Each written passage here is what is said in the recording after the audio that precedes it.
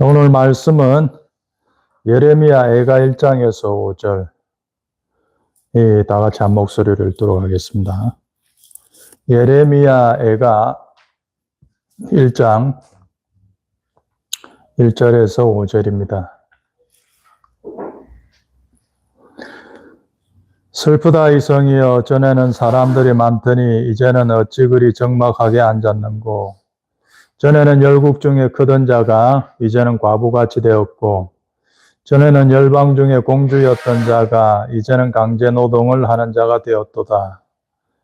밤에는 슬피 우니 눈물이 뺨에 흐름이여, 사랑하는 자들 중에 그에게 위로하는 자가 없고, 친구들도 다 배반하여 원수들이 되었도다. 유다는 환난과 많은 고난 가운데서 사로잡혀 갔도다. 그가 열국 가운데서 거주하면서 쉴 곳을 얻지 못하며 그를 핍박하는 모든 자들이 궁지에서 그를 뒤쫓아 잡았도다. 시온의 도로들이 슬퍼하며 절기를 지키려 나오는 사람이 없음이로다. 모든 성문들이 적막하며 제사장들이 탄식하며 처녀들이 근심하며 시온도 공고를 받았도다.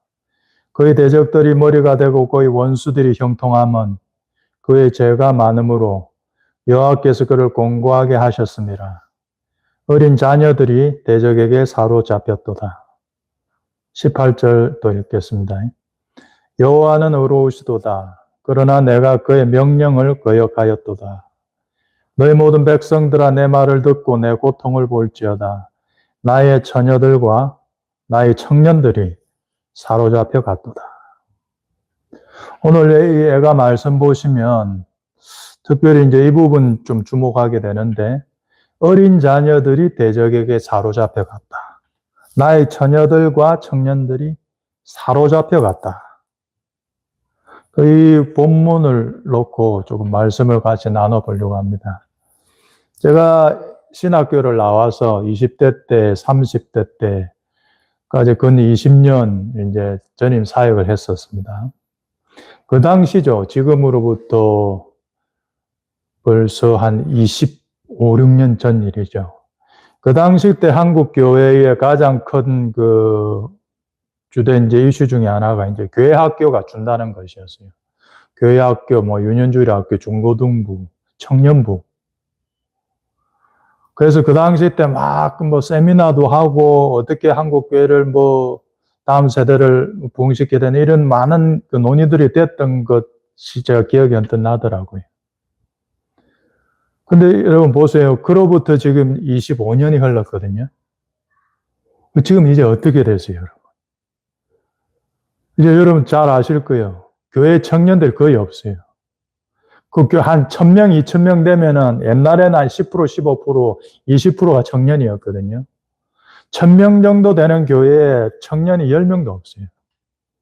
아주 청년 중심의 이런 좀 잘 되는 성공적인 그 교회 빼놓고는 일반적인 교회의 청년들이 지금 거의 없습니다. 중고등학교도 그렇고.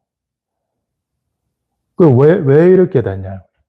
한 세대가 흐르면서 생각해보면 제가 중고등학교 때, 제가 중학교 때, 고등학교 때 부산의 동네 교회 가보면은 학생회 꽉 찼었어요. 조그마한 교회들도 꽉 차고 고등학교 형님이 이제 기타 치고 막 율동하고 막 그랬던 기억들이 있거든요.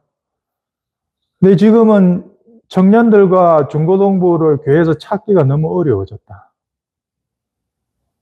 왜 한 세대 만에 도대체 왜 이렇게 됐나?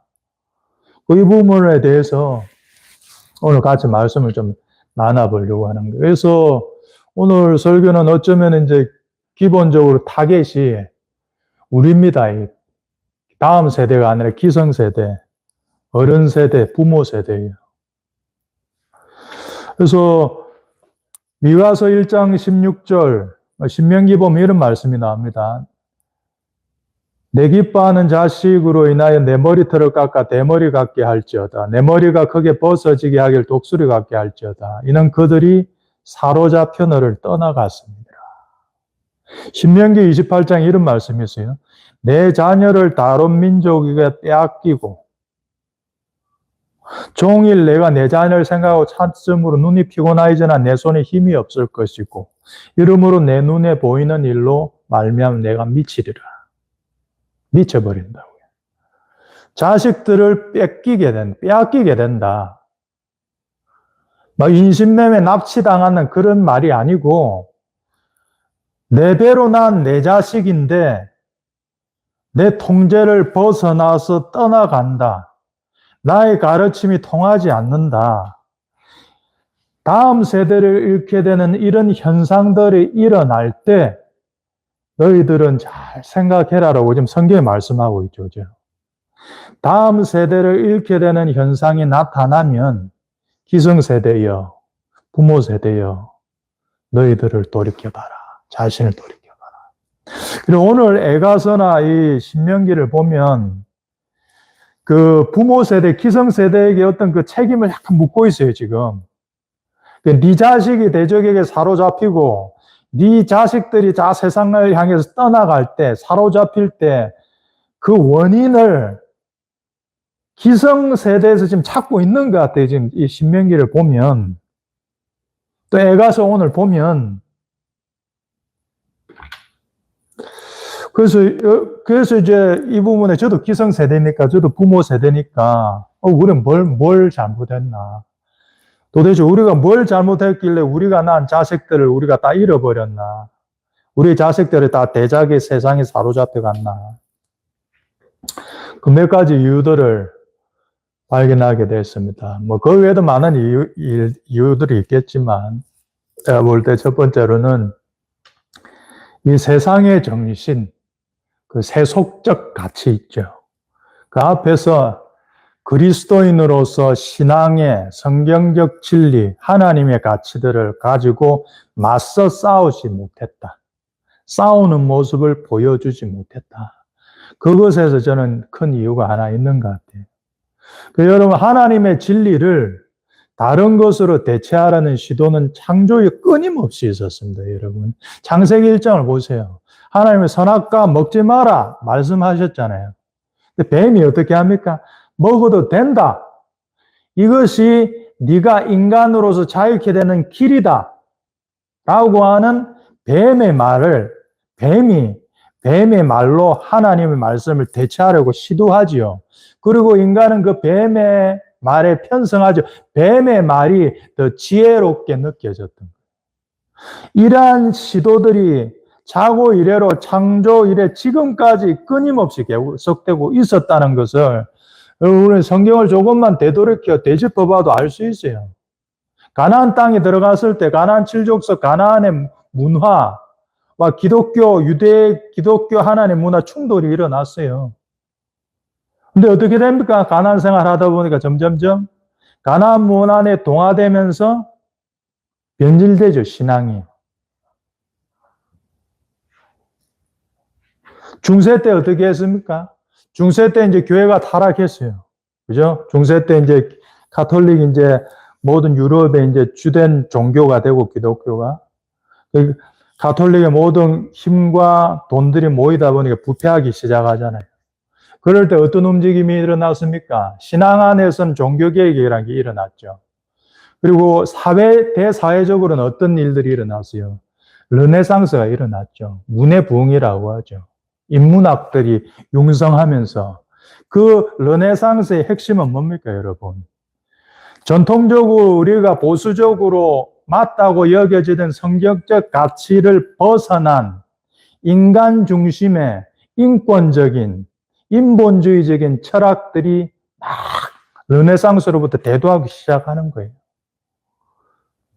자유를 부르짖었지만, 인간 본연의 그 인권을 부르짖었지만 결국 그것은 뭐로부터의 자유였어요? 르네상스가 결국 교회와 성경과 가부장적인 하나님이란 신으로부터의 자유를 외쳤어요. 그러니까 인간 역사를 보면 그렇게 도도하게 끊임없이 하나님의 진리에 반대하는 인본주의적, 세속주의적 가치들, 그러한 철학과 문화 예술들이 끊임없이 우리들을 침범했었어요. 그 부단한 부대낌과 그 싸움 속에서 이 인간의 역사가 흘러왔는데, 그러나 과거에는 유럽 자체가 기독교적인 문화였기 때문에 그런 인문주의적인 그런 철학과 문학 사료들도 그렇게 뭐 메인스트림이 되지는 못했어요. 그러나 여러분 중세 르네상스 이후로 또 지금 어떻게 됐어요? 또 몇백 년이 지금 또 흘렀잖아요. 또 몇백 년. 어느덧 수백 년이 흐른 지금 이 현대의 이 시점에 어떻게 됐어요, 여러분? 이제 인간사의 모든 영역이 있잖아요. 정치, 경제, 사회, 문화, 매스미디어 모든 영역에 이제 성경적 가치는 마이너가 됐어요. 마이너한 것들이 됐다고요. 뭔가 시대에 뒤떨어지고 유행에 뒤떨어지고 고리타분한 것이 됐다고요. 대신 그 자리를 지금 무엇이 차지하고 있어요? 인본주의적인 철학들, 인본주의적인 가치들이 자리 잡고 있잖아요. 그래서 온갖 매스미디어와 문화예술계를 통해서 하나님의 진리들이 냉소받습니다. 비웃음 당해요. 그 하나님의 가치에 서는 사람들을 꼰대라고 극우라고 프레임 짓고 나아가고 있어요. 지금 그렇게 됐다고요. 지금 완전히. 내 입장에 바꿨어요. 이제는. 이제 더 이상 그들은 비주류가 아니에요. 그들이 주류가 된 세상 속에서 우리가 지금 살아가고 있습니다. 그 왜 이렇게 됐냐 말이죠. 왜 이렇게 됐을까? 내 20대 때를 생각해보고 지금 현재 한국을 생각해보면 한국이 진짜 많이 바뀌었어요. 안 좋은 쪽으로. 기술은 많이 발달했는데 20대 때 없는 뭐 스마트폰 이런 것들은 생겼는데 인간의 질은 점점 떨어지고 있더라. 그 왜 이렇게 됐나? 그래서 각 정치, 경제, 사회, 문화 모든 영역에 자리 잡은 이 인본주의적 흐름들이 이제 우리들을 강제합니다. 우리들에게 그것을 따라야 돼. 그것대로 살아야 돼. 그러면 넌 고리타분한 놈이고, 넌 꽉 막힌 놈이고. 그 정도를 넘어서서 이제는 어떻게 나아가고 있습니까? 그런 가치와 그런 사상들을 지향하는 정치가들이 법제화 시킵니다. 법제화. 법을 만드는 것은 입법하는 것은 국회죠. 국회에서 지금 법들을 지금 만들어 건네고 있어요. 온갖 이상한 법들을. 그 법들의 내용의 수준이 일반 서민의 도덕 수준에도 못 미쳐요. 가장 최근에 됐던 게 뭡니까, 여러분? 간통죄 폐지. 간통이 옛날엔 여러분 죄였어요. 60, 70년대는 죄였다고요. 근데 2020년 지금에는 죄가 아니라고요. 퇴보했죠. 인간의 모랄이 퇴보한 거죠. 간통죄를 예수 안 믿는 무신론자들도 60, 70년대 지켰다고요. 간통을 하면 경찰이 잡아갔다고요. 근데 지금은 간통을 해도 경찰이 안 잡아갑니다. 똑똑하다는 판사들이 우리나라의 최고 엘리트들이 그렇게 결정했어요. 간통죄 폐지. 이 시대의 흐름에 맞지 않다. 그게 어떻게 해요? 간통에 대한 문을 확 열어버렸어요. 법제하면서. 이것뿐입니까? 유럽들은 지금 어떻게 하면 대마초 합법화, 동성결혼 허용. 최근에 이제 남인순이라는 국회의원이 있답니다. 더불어민주당 의원인데 모자보건법을 요번에 발의한다고 합니다. 모자보건법 발의 예정. 내용은 무제한적 낙태 허용. 이런 궤변을 늘어놓습니다. 낙태가 만삭 출산보다 더 안전하다. 남인순 이분이는 결혼을 하신 분이 애를 낳아보신지 모르겠는데 낙태가 만삭 출산보다 안전하다. 여러분 요즘 반려견 죽여도 2년 이하 징역 받습니다. 한국. 애완견 죽이면 2년 이하 징역입니다. 근데 인간을 죽이는데 자유롭다? 무제한이다? 이걸 남인순이라는 이 작자가 지금 만들고 있단 말이에요. 그러니까 어처구니 없는 일들이 어처구니 옛날로 생각하면 상식선의 이하의 그런 내용들이 지금 법으로 발의에 대해서 법제화시키려고 하고 있다. 인간의 수준이 한 단계씩 현격하게 지금 낮아지고 있다. 어느 정도 수준으로요? 짐승 수준으로. 그러니까 계시록에 보는 것처럼 짐승 국가가 일어나는 거예요. 인간의 수준이, 인간의 모랄이 짐승이 되니까. 짐승도 자기 자식들을 갈고리로 분해해서 죽이진 않죠. 자기 자식을. 인간만이 그렇게 하잖아요. 인간만이 고도의 의술을 갖고 자궁 속에 금속성을 집어넣은 애들 분리시켜 죽여버리잖아요. 그것이 낙태잖아요. 그것이 낙태. 60년대 서울역 앞에서 대학생들이 도색 잡지를 불태우고 이는 도색 잡지 방치하면 우리나라 망한다고 했었어요. 60년대. 종교인들이 그런 게 아니고 일반적인 대학생들이 그렇게 했다고. 근데 지금 어떻습니까?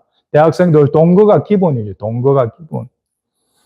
인간의 모랄이 60년대는 더 못 살았고 60년대는 스마트폰도 없었어요. 그러나 60년대가 더 모랄이 있었다고요.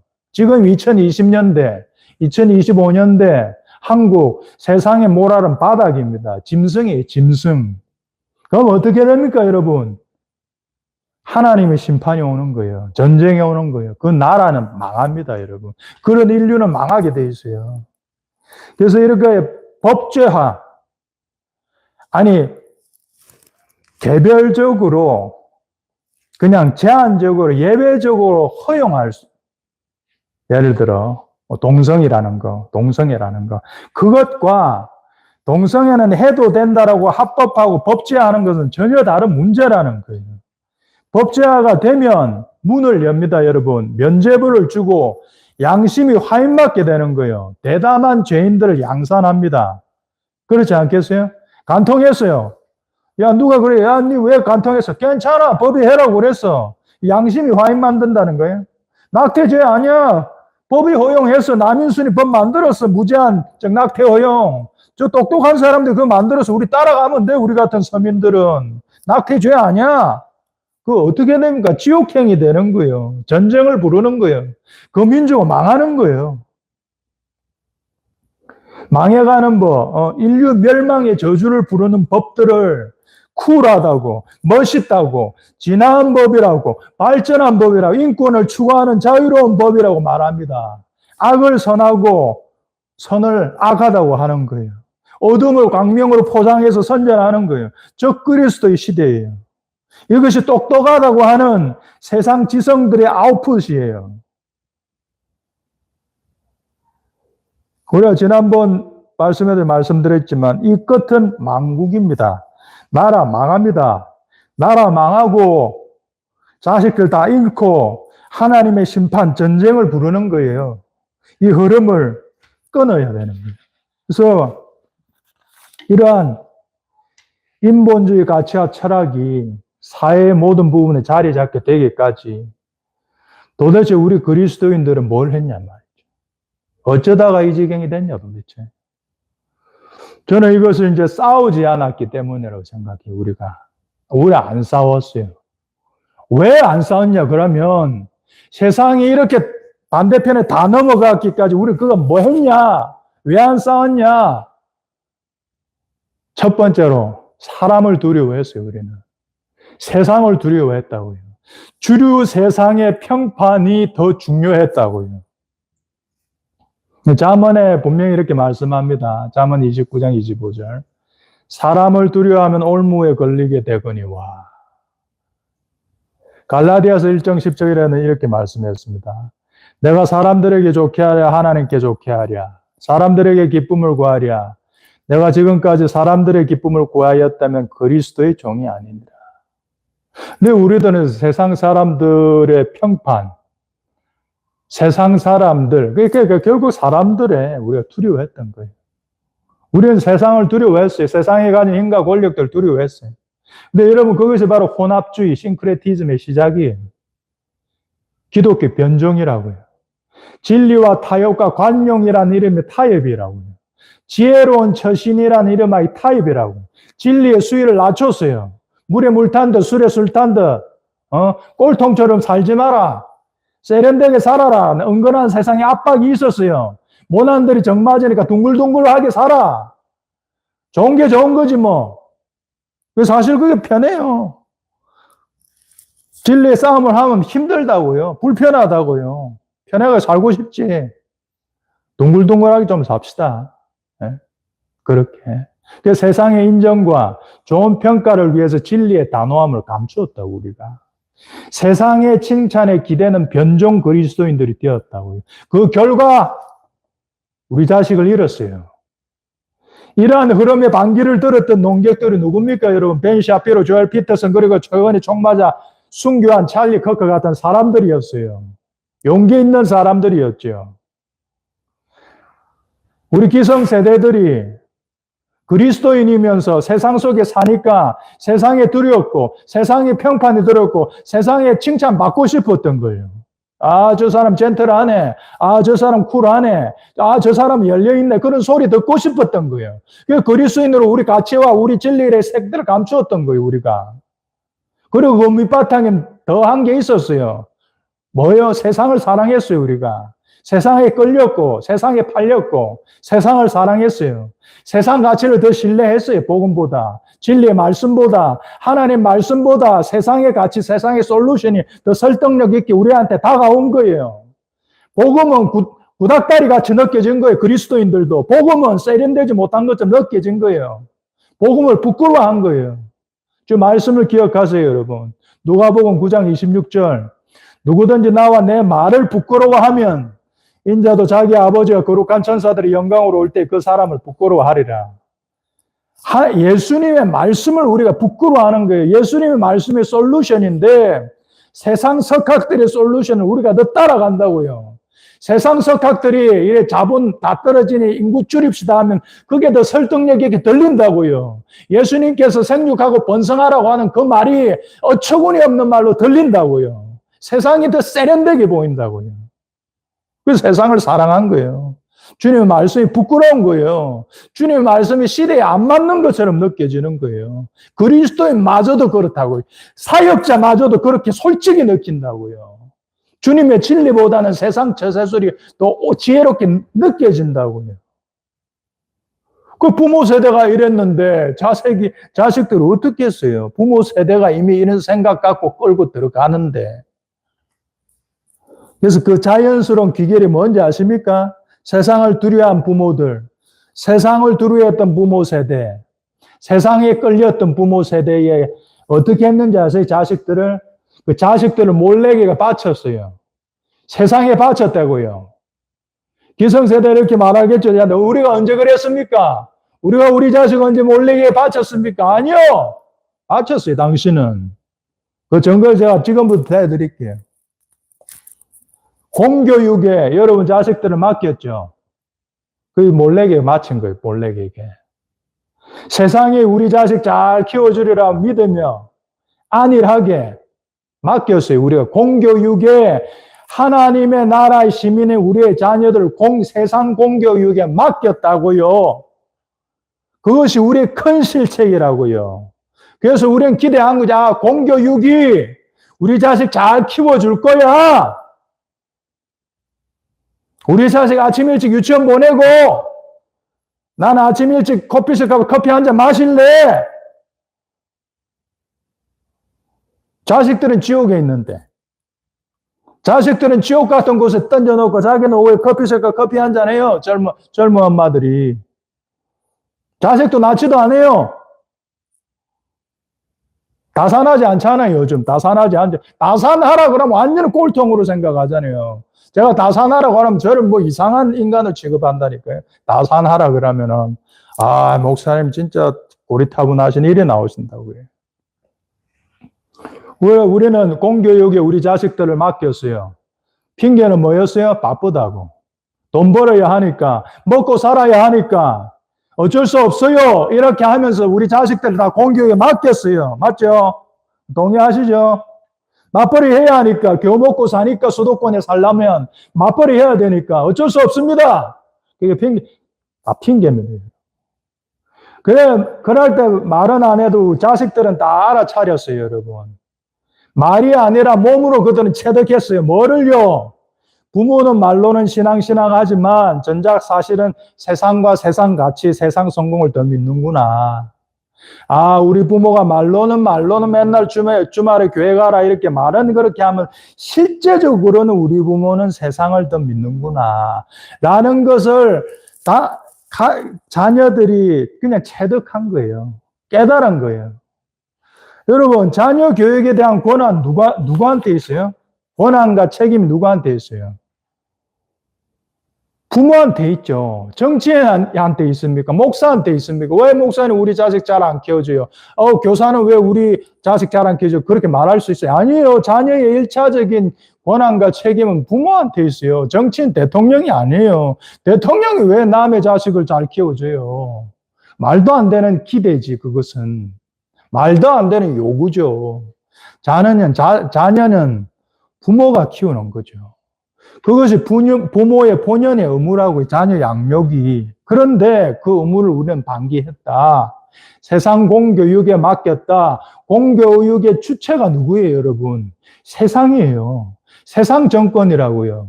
그럼 그 공교육에 가르치는 내용은 뭐예요? 인본주의 교육이죠. 뭐 신본주의 교육을 가르치겠어요, 여러분?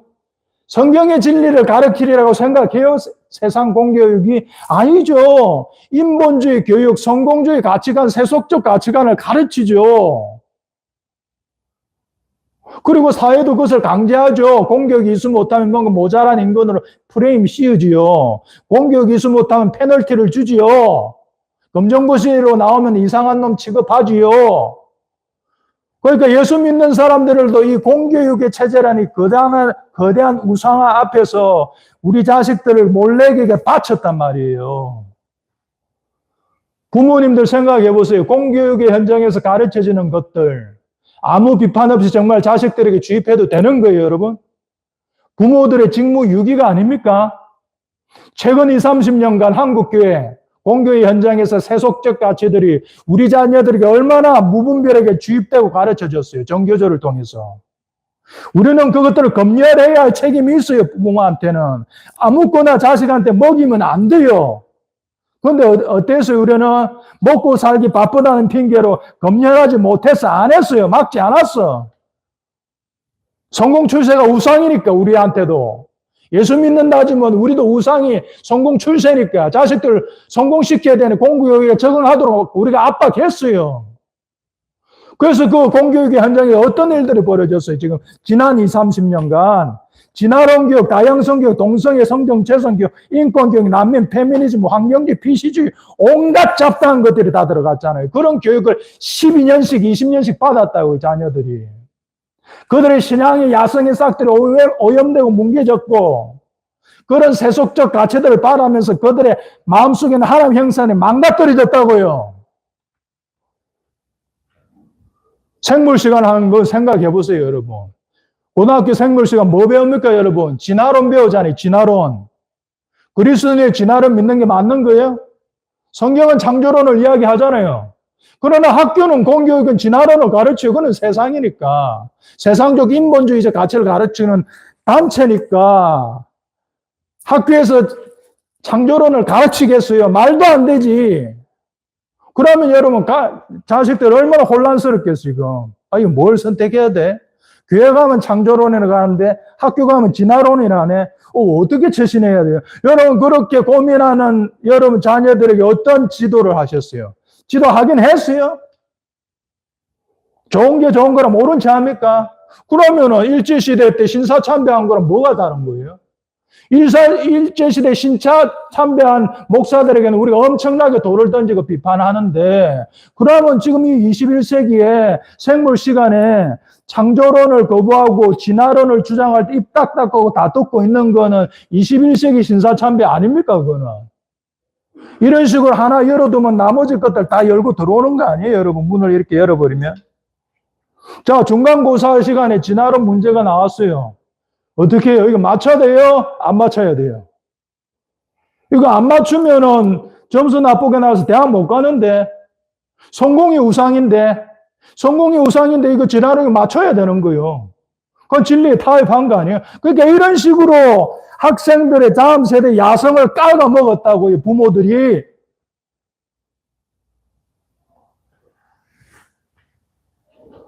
그래서 그렇게 지도하는 부모 세대들의 태도를 보면서 자랐던 자녀들의 느낌, 그들의 내면에 뭐가 일어났을까요?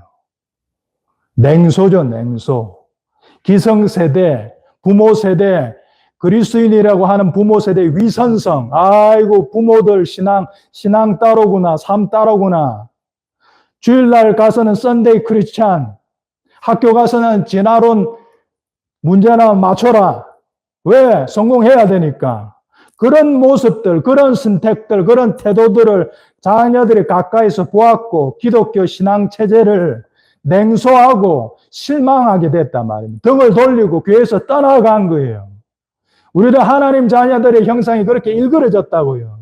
아름답게 그들을 키웠어야 했는데 그 결과 그들을 잃었다고요. 그들의 영혼을 잃었다고요. 왜? 우리가 세상을 너무 사랑해서 자식을 몰래게 바쳤다고요. 기성세대 우리가 회개해야 될 부분이. 그러다 보니까 다음 세대에 DNA도 변화했어요. 가장 치명적인 결과예요. 다음 세대에 뭔가를 꺼뜨려 버렸어요. 우리가. 우리 자식들을 거세시켰어요. 내시로 만들었어. 세상이 감당 못하는 자가 아니라 세상 꽁무니를 쫓아가는 자들을 만들었습니다. 창조자들을 추종자들로 만들었어요. 왕의 자녀들을 애굽의 바벨론의 노예들로 만들어버렸어요. 우리 어른 세대가 호랑이 자식들을 고양이로 만들어버렸어요. 우리가. 세상 교육은 그렇게 우리 자식들을 우리들에게서 뺏어갔습니다. 그들의 정체성을 잃게 만들었고 세상 애굽 교육으로 신앙인의 DNA를 다 잃게 만들었어요. 우리는 자녀들에게 기독교인의 정체성, DNA를 전수해 주는데 실패한 세대입니다. 기독교인의 DNA가 무엇입니까, 여러분? 존 폭스라는 사람의 선교사화라는 그 책을 한번 봐보세요. 기독교인이 어떤 사람인지. 기독교인은 죽음에 맞습니다. 세상이 감당 못합니다. 세상이 두려워하면 경외하는 존재들이에요. 사람을 두려워하지 않고 하나님만 두려워합니다. 히브리서 11장에. 그들은 믿음으로 나라들을 이기기도 하며 의를 행하기도 하며 약속을 받기도 하며 사자들의 입을 막기도 하며 불의 세력을 멸하기도 하며 칼날을 피하기도 하며 연약한 가운데서 강하게 되기도 하며 전쟁에 용감하게 되어 이방 사람들의 진을 물리치기도 하며 또 어떤 이로는 조롱과 채찍질 뿐 아니라 결박과 옥에 갇히는 시련도 받았으며 돌로 치는 것과 톱으로 켜는 것과 시험과 칼로 죽임을 당하고 양과 염소의 가죽을 입고 유리하여 공핍과 환난과 학대를 받았으니 이런 사람은 세상에 감당하지 못하느니라. 이게 기독교인의 DNA입니다, 여러분. 이게 우리의 DNA이고 이것이 우리 다음 세대에 가져야 하는 DNA예요. 그런데 그 일순간의 찰나 같은 그 세상의 성공 위해서 그런 것들을 다 우리가 팽개쳐 버렸다고요. 우리는 세상이 감당하지 못하는, 세상이 두려워하는 사람인데, 여러분 이 최악이 어떻게 되는지 아세요? 최악. 보세요. 기성세대들이 세상에 팔렸어요. 세상을 두려워했어요. 자녀들을 몰래게 다 바쳤어요. 그렇게까지 하면서 세상을 따랐어요. 남은 것만 해피엔딩이에요. 아닙니다, 여러분. 그 쫓았던 세상에 결국 버림받습니다. 비참하지요. 계시록 17장 보면은 음녀가 나옵니다. 짐승 위에 탄 음녀가 나와요. 음녀나 여자라는 것은 원래 성경상 교회 믿는 그리스도인을 가리켜요. 근데 이 여자가 음녀예요. 세상 정권에 빌붙던 음녀예요. 그래서 처음에는 포도주에 취하고 값비싼 명품 거 입고 잘 지내다가 나중에 그 짐승이 그 여자를 잡아 먹어요. 마태복음 5장 13절에 이런 말씀이 있습니다. 너희는 세상의 소금이니 소금이 만일 그 맛을 잃으면 무엇으로 짜게 하리요? 후에는 아무 쓸데없어 다만 밖에 버려져 사람에게 밟힐 뿐이니라.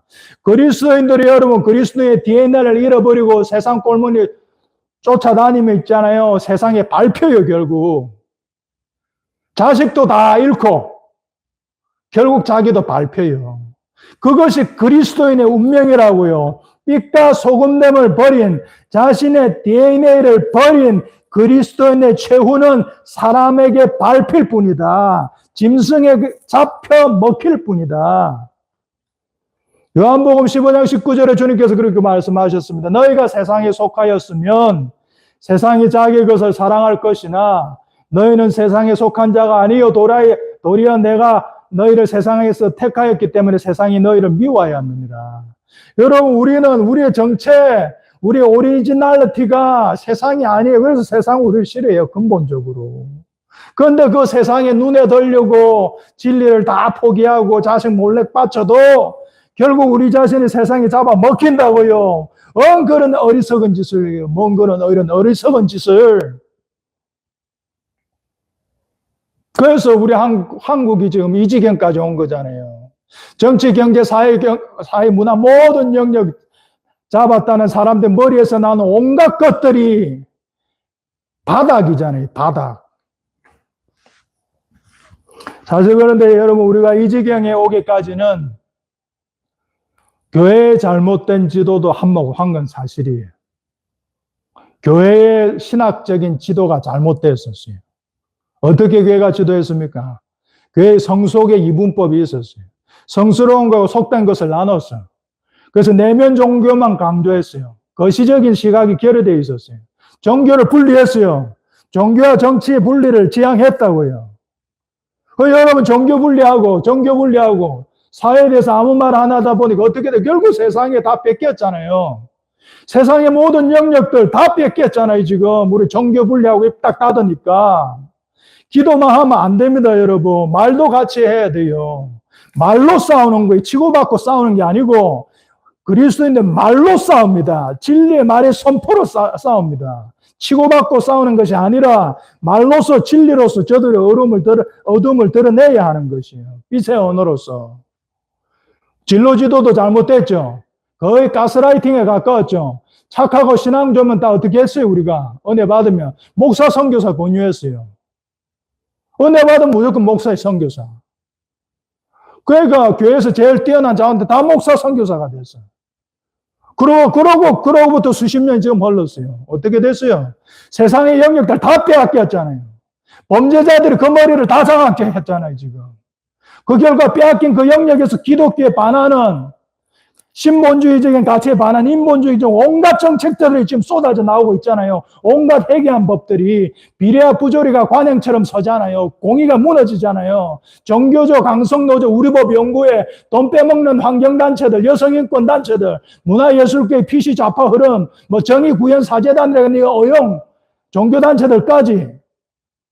연예계는 또 어떻습니까, 여러분? 남자든 여자든 성상납을 해야 대성할 수 있어요. 모델계 그렇대. 한국 모델계.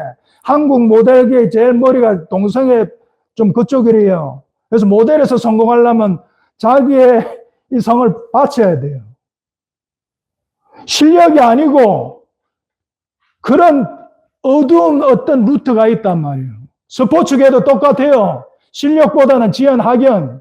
시민단체들은 어떻게 하면 나라도 빼먹을까? 눈이 밝았습니다. 우리 자식들이 펼쳐나가려는 그 장이 그런 장이 됐다고요. 여러분 자녀들이 뛰어나 그 모델이 되려고 해. 근데 모델로 언니 대성하려면 동성애 해야 돼. 그 꿈을 포기하는 거예요. 나 가수 되고 싶어. 근데 성상납 해야 돼. 어떻게 해요, 그러면 여러분? 진화론 한 점수 하나 받으려고 찍는 훈련 됐으면 성상납 하겠네, 당연히.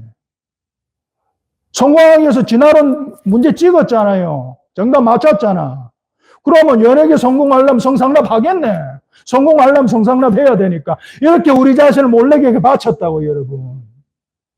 우리 자식들이 펼쳐나가는 꿈의 장이 이렇게 더럽혀져 있습니다, 지금. 실력으로 평가돼야지요. 그렇지 않아요? 연기로 평가돼야지. 노래로 평가돼야지. 성상납하면 성공하고, 뭔 그런 그런 시스템이 있어요. 그런 더러운 시스템 와서 성공하려면 영혼을 팔아야 되잖아요. 영혼을 팔지 않고서 성공하기 어려운 것이에요. 자신을 더럽히지 않고 성공이 안 된다고, 이 세상이. 어떻게 할 거예요, 자, 여러분? 이 지경에 오기까지 뭐 때문에 이렇게 된 거예요? 교회의 잘못이었다. 교회의 지도의 잘못이었다. 신앙인으로서 우리 선배 세대, 우리 기성세대의 잘못이었다. 교회가 내면하고 교회 하는 사이 세상이 다 접수되었다. 동의하십니까, 여러분? 그래서 이제는 그래서는 안 되는 거예요.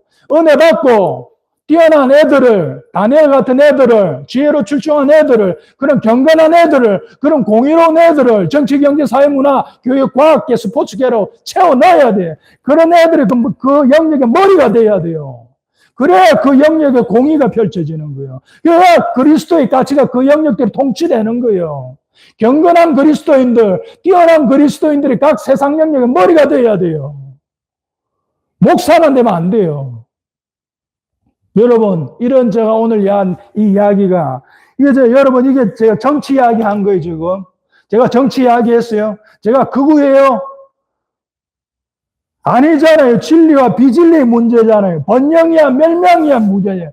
우리 사회가 멸망할 것이냐, 우리 사회가 번영할 것이냐, 다음 세대를 얻을 것이냐, 이럴 것이냐의 문제적인 무슨 좌파, 우파, 민주당, 국민의힘, 추종, 그거 문제입니까? 이게 아니잖아요. 우리가 우리 자녀들 낳았지만, 우리 자녀들을 지켜내지 못하면 세상이 이럴 수도 있어요. 테슬라 만든 일론 머스크의 장남이 성전환 했잖아요. 그걸 할 때 그게 된 인터뷰하는 일론 머스크의 심정을 제가 봤어요. 쓰라리죠. 일론 머스크는 성공했죠. 사업가로서는 성공했지만 자기 자식을 잃었어요. 자기 자식을 뺏겼다고요, 세상에. 얼마나 아버지로서는 실패한 거죠. 자기 자식이 아들로 태어났는데 딸이 되었다. 슬프죠. 그런 유튜브는 많이 있습니다. 성전환 했을 때 그 부모가 받는 심리 변화를 찍어 놓은 그 유튜브도 엄청 많이 있습니다. 우리가 낳았지만 지켜내지 못할 수 있어요, 여러분, 우리 자녀들을. 그래, 여러분, 이제는 멈춰야 되는 거예요. 이제 잃어버렸던 우리의 다음 세대를 다시 찾아야 되는 거예요. 이런 것이 우리 맞습니다. 그러나 찾을 수 있는 것도 우리입니다. 우리가 유일한 시작점이자 마지막 보루입니다. 그리스도인들이요. 교회가요. 교회밖에 없다니까요. 세상에서 이 일을 할 어떤 단체가 없어요. 교회와 그리스도인의 신앙의 가치만이 그들을 다시 불러들이고 회복시킬 수 있는 것이에요. 그래서 세상은 그런 우리 움직임을 못마땅해 하지요. 왜? 세상은 우리가 두려워요. 그리스도인이 두렵다고요. 그래서 그리스도인들에게 회유하거나 핍박하려 해요. 세상은 우리와 싸우려고 해요. 계시록 12장 17절 보면 용이 여자에게 분노하여 돌아가서 그 여자의 남은 자손 곧 하나님의 계명을 지키며 예수의 증거를 가진 자들과 더불어 싸우려고 바다 모래 위에 서 있더라 했습니다. 여러분, 마지막 시대에 이 세상은 예수의 증거를 가진 자들과 싸우려고 합니다. 하나님의 계명과 가치를 지키는 자들과 싸우려고 한다고요. 그들을 악마하고 극우 꼴통이라 브레임하고 그들을 없애려 한다고요. 이 싸움을 여러분 피할 수 있을 것 같아요? 못 피합니다. 이 싸움은 이미 시작됐고 이 싸움에서 지면 우리 자식들 다 잃게 될 거예요. 잃는 자식 다시 찾는 법은 우리가 이제 싸움을 시작하는 거예요. 세상을 미워하지 말되, 세상에 속한 그 사람들은 미워하지 말되, 그러나 세상을 두려워하여서 다시 그 혼합주의로 빠져들어가서는 안 됩니다. 그렇게 다시 일어날 수 있는 우리 다 되었으면 좋겠습니다.